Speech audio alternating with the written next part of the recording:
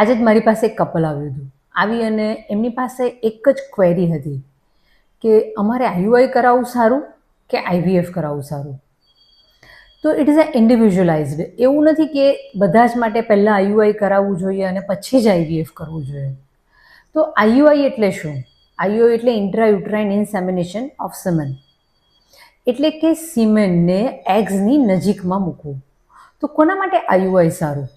જે કપલની ઉંમર નાની છે, બહેનોની ઉંમર 30 કરતાં ઓછી છે, લગ્ન જીવન 3 વર્ષ કરતાં ઓછું છે, જે લોકોમાં બોર્ડર લાઇન મેલ ફેક્ટર છે, એટલે કે સ્પર્મનો કાઉન્ટ જરાક જ ઓછો છે, 15 મિલિયન નોર્મલ કહેવાય સ્પર્મ કાઉન્ટ, જે લોકોનો 12-13 મિલિયન છે, મોટિલિટી 30% નોર્મલ કહેવાય, જે લોકોનું સ્પર્મ કાઉન્ટ 20% જેવો મોટિલિટીવાળો છે, તે લોકો માટે આઈયુઆઈ સારું રિઝલ્ટ આપી શકે છે. 3, ઘણા લોકોમાં સ્પર્મ કાઉન્ટ 0 છે, તો એવા કેસમાં ડોનર સ્પર્મથી પણ આઈયુઆઈ કરી શકાય છે. 4, કોઈ લોકોને ઓવ્યુલેશન પ્રોબ્લેમ છે, તો તેવા સંજોગોમાં એઝ સચ આઈયુઆઈ બહુ હેલ્પ નથી કરતું.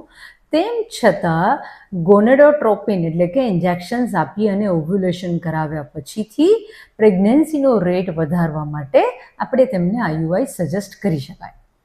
આઈયુઆઈ કોને કામ નહીં આપે? જે લોકોને બંને ફેલોપિયન ટ્યુબ્સ બ્લોક છે તેમને, જે લોકોનો સિમેન કાઉન્ટ 10 મિલિયન્સ કરતાં ઓછો છે, સિમેનમાં મોટિલિટી 15% કરતાં પણ ઓછી છે, એટલે કે સિવિયર મેલ ફેક્ટર, જે લોકોમાં સિમેન કાઉન્ટ ઘણો ઓછો છે, એવા લોકોમાં આઈયુઆઈ કંઈ કામ કરી શકે નહીં. જે સ્ત્રીઓની ઉંમર 32-33 કરતાં વધારે છે, જેનું લગ્ન જીવન 3-1 વર્ષ કરતાં વધારે છે, જે 1-2 વર્ષથી પ્રયત્ન કરી રહ્યા છે, જે લોકોમાં એન્ડોમેટ્રિયોસિસ છે, ફાઇબ્રોઇડ મોટો છે, તેવા કેસીસમાં આઈયુઆઈ ખાસ આપને મદદ ના કરી શકે. શું બધા લોકોને આઈયુઆઈ કરાવવાથી પ્રેગ્નન્સી રહે જ જતી હોય છે? એવું નથી. જો યંગ કપલમાં સરસ રીતે આઈયુઆઈ કરવામાં આવે છે, તો આઈયુઆઈનો સક્સેસ રેટ હાર્ડલી 12-15% જેટલો હોય છે.